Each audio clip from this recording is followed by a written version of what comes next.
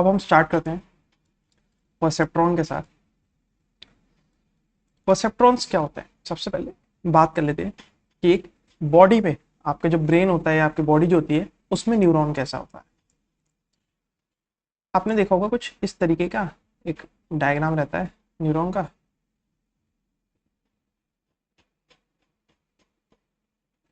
ऐसे करके, और यहाँ से एक बॉडी जाती है।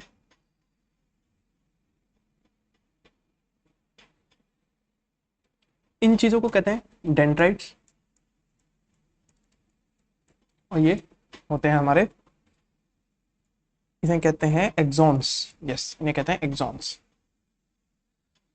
तो अभी काम कैसे करता है, मैं छोटा सा और सिंपल डायग्राम बनाता हूँ। मान लीजिए मैं कुछ इस तरह रिप्रेजेंट करता हूँ कि ये हमारा न्यूरॉन है, ये एक्सॉन्स है और ये डेंड्राइट्स है। अब मैं आपसे क्वेश्चन पूछता हूँ कि कोई ऑब्जेक्ट है तो उसे आपको टच करना है या नहीं, है ना। Better to touch that object और नॉट, ये क्वेश्चन पूछता हूँ। तो आपकी बॉडी उसे कैसे डील करेगी, न्यूरॉन्स आपकी बॉडी के कैसे डील करेंगे।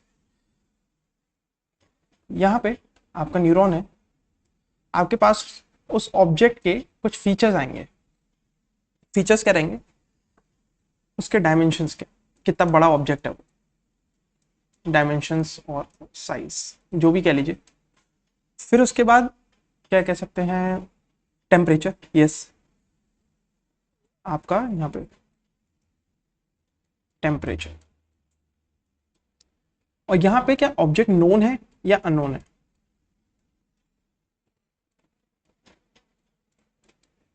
और यहाँ पे एक हमारा क्लासिफिकेशन हो रहा है 0 या 1 पे। तो ये हमारा क्वेश्चन है कि भाई ऑब्जेक्ट को छूना है नहीं, 1 है तो छूना है, 0 है तो नहीं छूना है। तो अब यहाँ पे होता क्या है, आपकी बॉडी कैसे परसीव करती है। इनमें से सबसे इंपॉर्टेंट पैरामीटर आपके लिए क्या रहेगा, इन तीनों में से सबसे इंपॉर्टेंट पैरामीटर कि ऑब्जेक्ट को टच करना है या नहीं, वो क्या रहेगा। मेरे हिसाब से तो सबसे पहले ये रहेगा कि भाई अगर मैं इसे नाम दे दो D1 D2 D3, तो सबसे इंपॉर्टेंट रहेगा D3, फिर D2, फिर उसके बाद D1। क्यों भाई, अब एक बात बताइए कि आपको कहा जा रहा है भाई किसी ऑब्जेक्ट को पकड़ो, तो अब मैं आपके हाथ में कीड़ा पकड़ा दूं, नोन नहीं है, अननोन है भाई ऑब्जेक्ट, आपको मालूम नहीं है, मैंने मुट्ठी बंद कर रखी है, मैंने लाके आपको पकड़ा दिया, तुम से कहा मुट्ठी खोलो ये पकड़ो, तो आप लोग डरेंगे, थोड़ा सा पीछे हटेंगे कि भाई क्या चीज है ये। तो सबसे ऊपर आप रखेंगे नोन अननोन का। फिर दूसरी चीज क्या रहेगी, टेम्परेचर, कि भाई जो भी चीज पकड़ा रहे हैं उसका टेम्परेचर क्या है, हाथ ना जल जाए, है ना। तीसरी चीज की डायमेंशन और साइज, वो इतना मैटर ज्यादा करेगी नहीं, इसलिए हमने D3 पे ज्यादा फोकस करा, यानी कि नोन या अननोन। तो बॉडी में क्या होता है, जो D3 वाला फैक्टर है, जितनी उसकी इंपॉर्टेंस होगी उतनी ज्यादा उसकी थिकनेस होगी। यहाँ पे जो D3 है उसकी हमारी जो थिकनेस होगी वो काफी ज्यादा होगी। यहाँ पे इस जगह टेम्परेचर की थोड़ी सी कम होगी और डायमेंशंस की बहुत कम। तो यहाँ पे थिकनेस से क्या मतलब है, थिकनेस से मतलब है सिंगल को ज्यादा इंपॉर्टेंस दी जाएगी।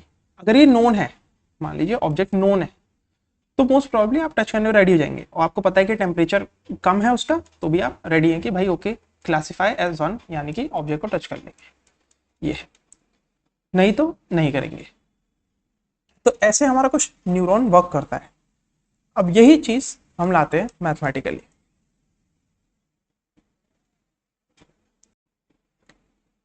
अब मैं आपसे कहता हूं कि भाई आपका ये न्यूरॉन है, इसे आपको बॉडी के न्यूरॉन की तरह थिकनेस के टर्म्स में रिप्रेजेंट करना है कि भाई थिकनेस किस चीज की ज्यादा है, कौन सी चीज ज्यादा इंपॉर्टेंट रखती है। अब मान लीजिए इसमें आ रहे हैं हमारे 2-3 फीचर्स आ रहे हैं,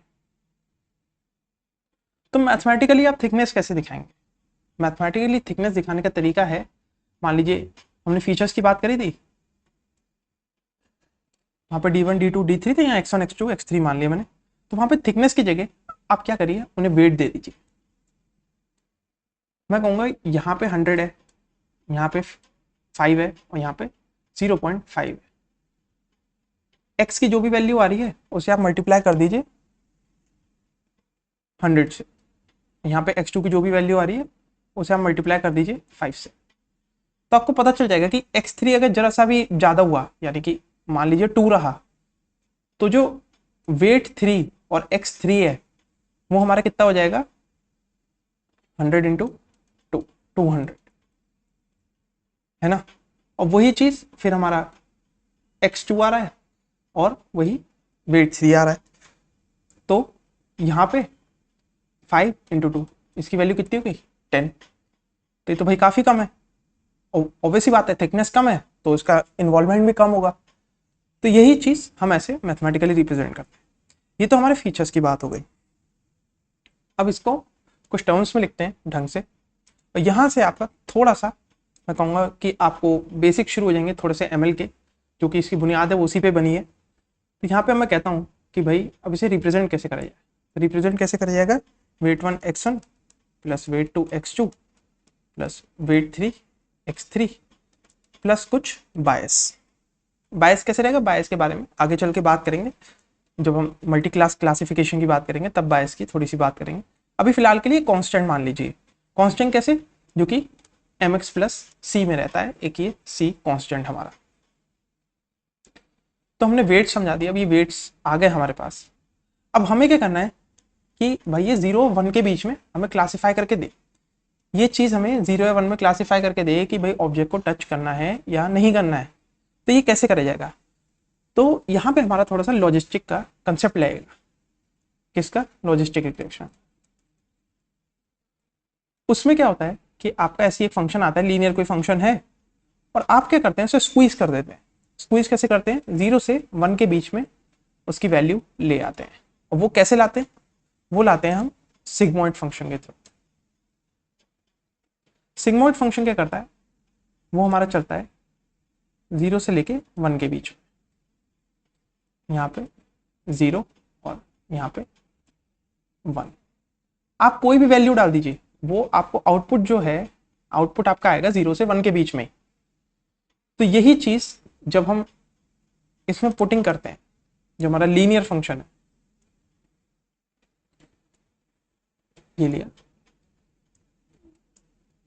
x प्लस बी यानी कि बायस, और डब्ल्यू टी क्या है, ये एक पूरा मैट्रिक्स है जिसमें सारे वेट्स हैं, वेट 2 वेट 3 वेट 4, और इसे फिर हम मल्टीप्लाई कर देते हैं x के मैट्रिक्स के साथ, x1 x2 x3 ऐसे। तो ये हमारा क्या रहा, लीनियर फंक्शन। अब इसे हमने डाल दिया सिग्मोइड फंक्शन में। सिग्मोइड फंक्शन की रिप्रेजेंटेशन होती है वो इस सिग्मा से होती है, ये सिग्मा, ये सिंबल है ग्रीक सिंबल। हमने यहाँ इनपुट डाले x1 x2 x3, वो सिग्मा में जाएंगे सिग्मोइड फंक्शन में, उसकी कुछ वैल्यूज आएंगी, वो कुछ वैल्यू प्रोड्यूस करेगा, और फिर उसके बाद हम एक थ्रेशोल्ड डिसाइड करेंगे। वो क्या होगा भाई, थ्रेशोल्ड क्या रहेगा कि अगर वैल्यू, मान लीजिए जो भी आपकी वैल्यू आई है वो अगर ग्रेटर देन मान लीजिए 0.5 है, तो हम कहेंगे कि 1, ठीक है ऑब्जेक्ट टच करो, और अगर लेस देन 0.5 आई तो हम कहेंगे ऑब्जेक्ट टच मत करो। तो ये आपके एक न्यूरॉन बन के तैयार हो गया। आपके पास कुछ फैक्टर्स आए कि हाँ भाई ऑब्जेक्ट इतना नोन है, अननोन है, इतना टेम्परेचर है और इतने इसके डायमेंशंस हैं, वो आपने इनपुट करा। इनपुट करने के बाद आपने उसे वेट से मल्टीप्लाई करा, जिसकी इंपॉर्टेंस ज़्यादा थी उससे करा, जिसकी कम थी उसको उससे करा। मल्टीप्लाई करने के बाद एक बायस ऐड करा, फिर उसके बाद उसे सिग्मोइड फंक्शन में डाला ताकि वैल्यू जो है वो 0 से 1 के बीच में स्क्वीज हो सके। स्क्वीज होने के बाद हमने थ्रेशोल्ड बताया। थ्रेशोल्ड जो है वो न्यूरॉन, मल्टीलेयर न्यूरॉन जो होते हैं, ये न्यूरल नेटवर्क होते हैं, ये अपने आप ढूंढता है। तो फिलहाल अभी उस पर आगे चल के बात करेंगे कैसे ये सब चीज़ें काम करती हैं।